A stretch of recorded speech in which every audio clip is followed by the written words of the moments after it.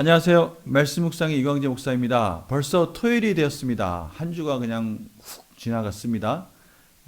이제 또 한 주를 마무리하면서 주일을 준비하는 시간이 되었는데요. 이번 한 주 어떻게 지내셨습니까? 날씨가 좀 서늘해지기도 하고요.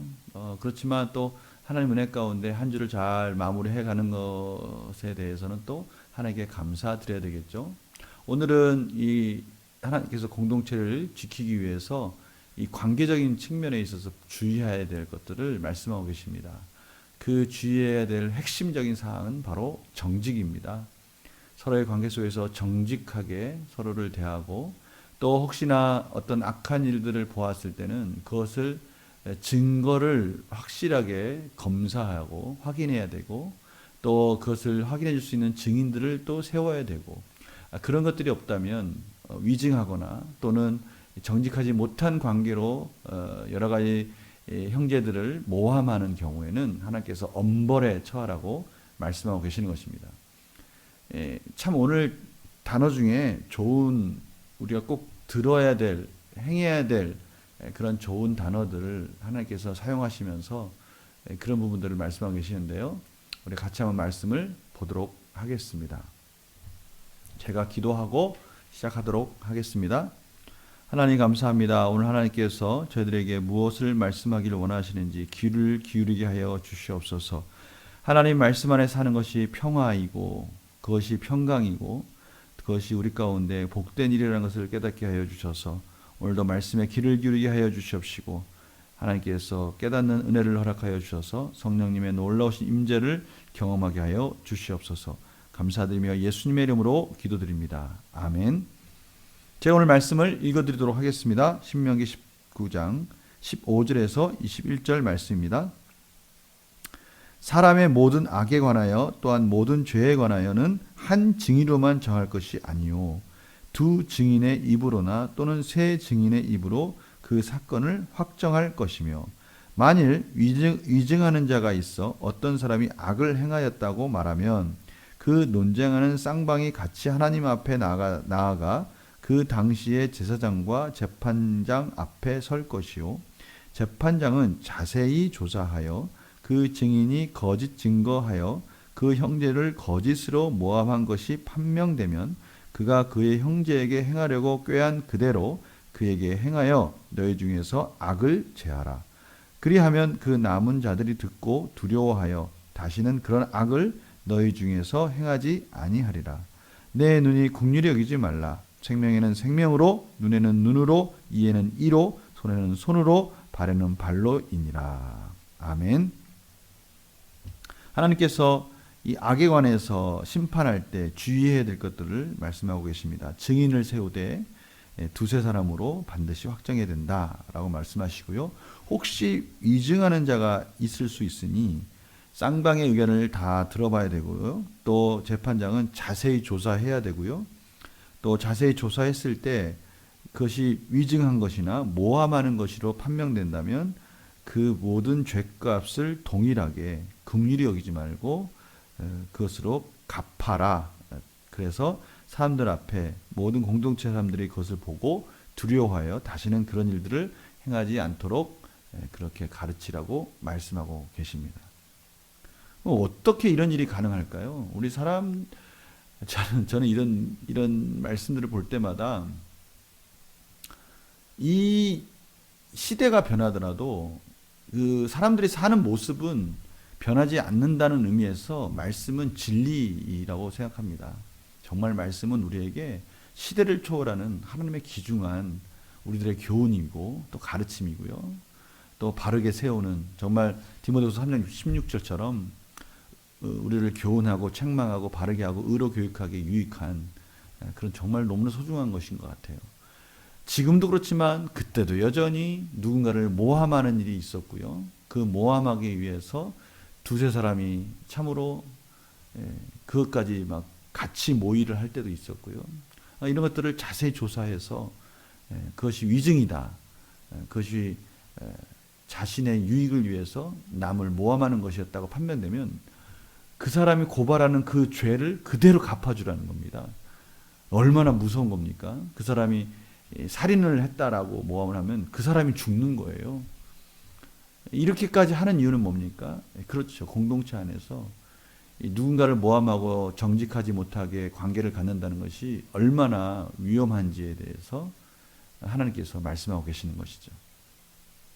우리가 이 사람이라는, 인간이라는 이 공동체라는 것이 서로 관계하는 거 좋아하고 혼자 있는 것보다는 서로 이야기하는 거 좋아하고 카페나 이런 레스토랑에서 서로 음식을 나누면서 그렇게 즐겁게 이야기하는 것이 얼마나 참으로 기쁨의 시간입니까? 그런데요, 그 기쁨의 시간이 자칫하면 우리 가운데 참으로 깨질 수밖에 없는 그런 일들이 일어나는데, 그것은 정직하지 못할 때 그런 일이 일어난다는 거예요. 서로가 막 가면을 쓰고 이야기를 한다면 얼마나 그 참 비참한 공동체입니까? 정직하게 서로가 서로를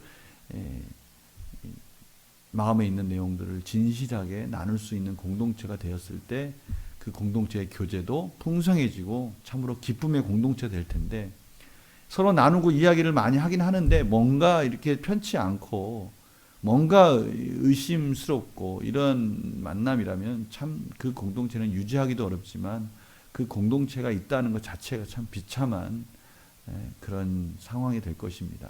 오늘 하나님께서 그러한 일들을 미리 사전에 이렇게 차단하는 그러한 방법들을 가르쳐주고 계시고요. 그것이 얼마나 공동체에 해가 되는지를 우리 가운데 경고하고 계십니다. 우리 문제를 풀면서 한번 더 깊이 한번 나눠보도록 하겠습니다. 모세는 모든 악에 관해 증인을 세울 때는 어떻게 하라고 명합니까?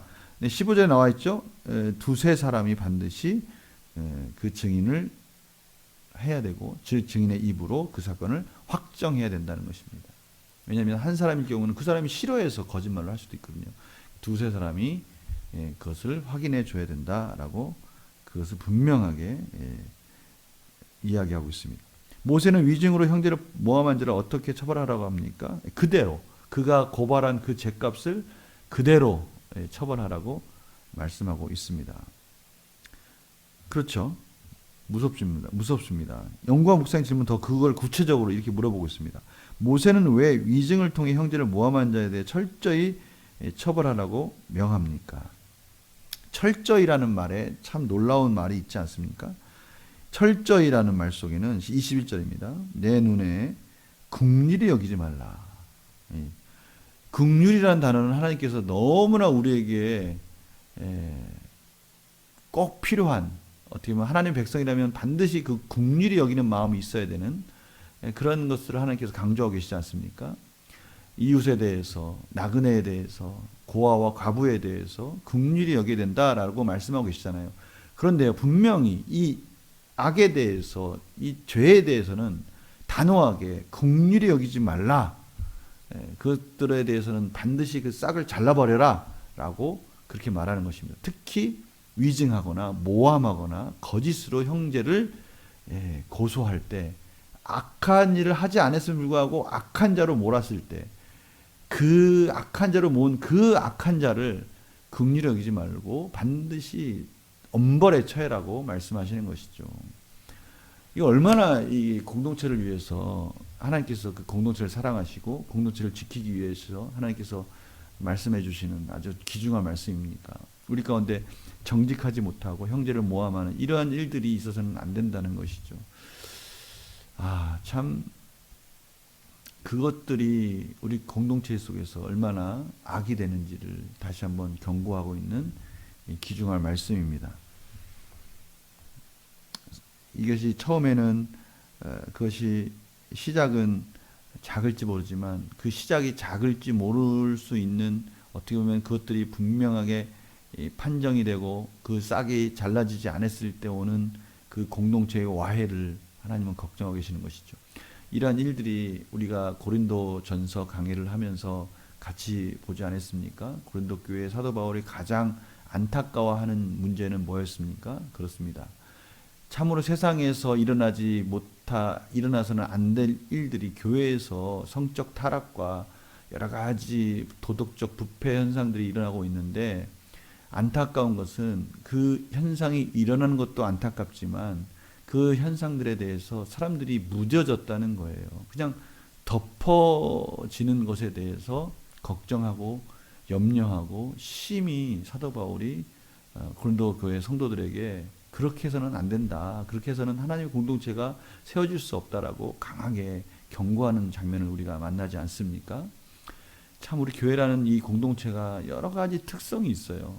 세상에서는 허락이 안 되는 것들도 교회 내에서는 그냥 좋은 게 좋은 거라고 덮어질 수가 있다는 것이죠. 그러나 그렇게 하면 안 된다는 거예요. 우리가 악이라는 것에 대해서 특히 이 공동체를 파괴하는 관계면에 있어서 정직하지 못하고 모함하고 이런 이것들에 대해서는 위증하고 이런 것들에 대해서는 반드시 그 싹을 잘라버려야 된다라고 말씀하고 계시는 것이죠. 느낀 점 볼까요? 거짓으로 모함한 자를 강력히 처벌함으로 악이 행해지지 않게 하라는 말씀 보면서 무엇을 느낍니까? 거짓으로 모함한 자를 강력히 처벌해라. 이것이 하나님의 뜻입니다. 저는 오늘 이 말씀을 보면서요. 모함하는 자들을 강력히 처벌하는 것이 하나님의 뜻이라면 전 두 가지 측면을 보게 됩니다. 이것이 하나님의 뜻이라면 하나님께서는 또 역으로 이 모함을 당하는 자를 보호해 주시려고 하시는 하나님의 의도를 전 만나게 돼요. 그러니까요, 우리가 이렇게 생각할 수 있는 것이죠. 우리가 모함을 받고 있다? 그렇다면 우리는 이 공의로우신 하나님 앞에 기도하며 그 모함이나 자기의 억울함들이 하나님 안에서 반드시 해결될 것이라는 것을 믿고 하나님께 맡길 수 있는 그런 위로가 있어요. 그런 평안함이 있는 거예요. 얼마나 이것이 저에게 큰 위로가 되는지 모르겠어요. 내가 모함을 받고 혹시 내가 남들에 대해서 내가 하지 않은 것에 대해서 누명을 쓰이는 상태가 그런 상황이 있을 수 있지 않습니까? 그때 하나님께 매달리는 거예요. 하나님께 의지하고 하나님께 기도하는 거예요. 그럼 하나님께서는 반드시 그것이 공의롭게 그 모든 것들이 억울한 일이 벗겨지고 그것이 해결되도록 하나님께서 그 상황들을 만들어 가실 수 있다라는 것이죠. 아니 그렇게 하기를 하나님이 원하시는 뜻을 보게 되는 겁니다. 반대로요.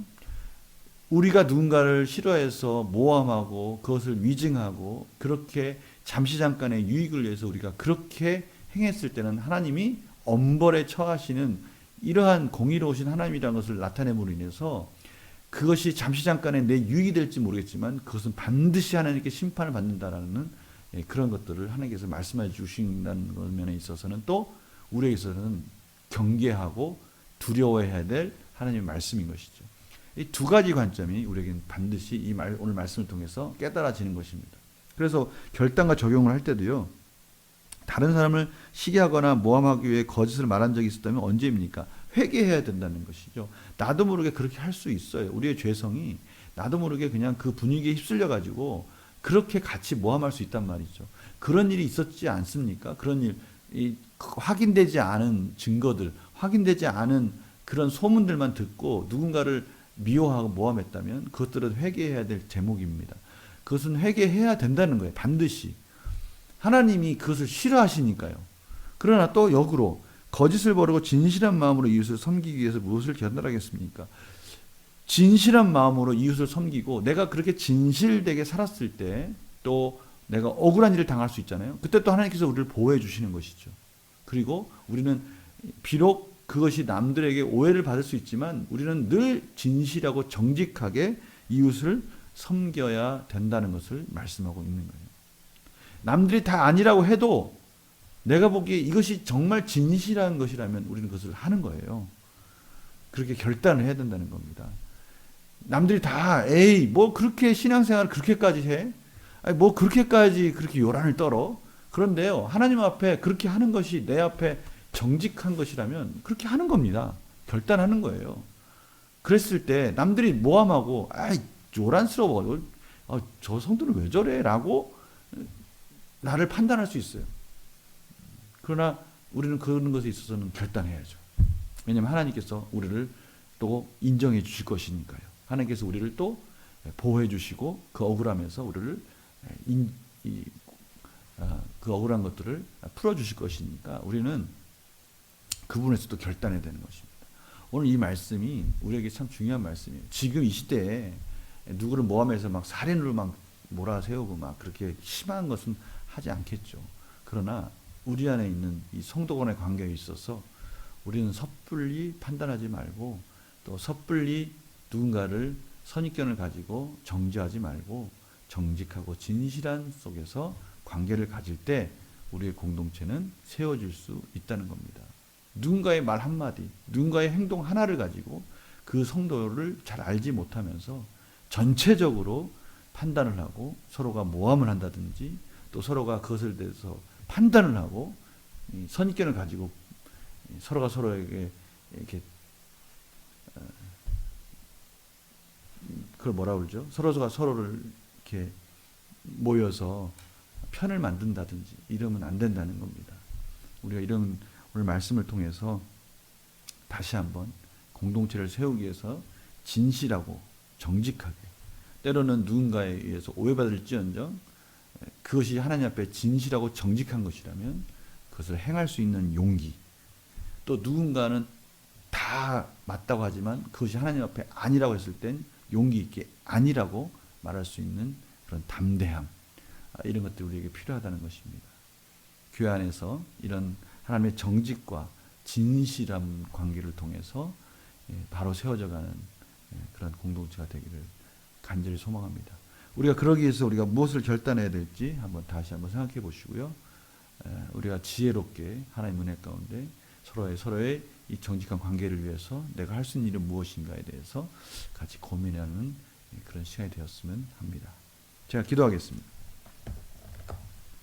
하나님 아버지, 우리의 관계가 참으로 어렵고 힘들고 때로는 나를 보호하기 위해서 이기적인 마음을 가지고 편을 만들고 또 거짓을 또 섣불리 판단하고 그럴 때가 있었습니다.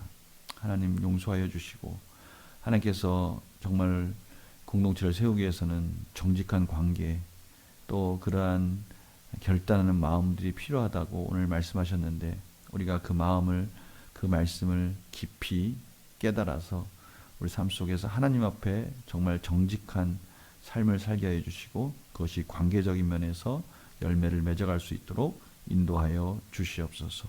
지혜를 주시고 하나님께서 필요할 때마다 그 모든 것들 가운데 담대함과 필요한 것들을 공급하여 주셔서 우리의 공동체가 바르게 세워져 갈 수 있도록 인도하여 주시옵소서. 감사드리며 예수님의 이름으로 기도드립니다. 아멘. 오늘 토요일 잘 마무리하시고요. 또 거룩한 주일 모든 성도님들이 예배에 성공하는 예배의 성공자들이 되기를 간절히 소망합니다. 안녕히 계세요.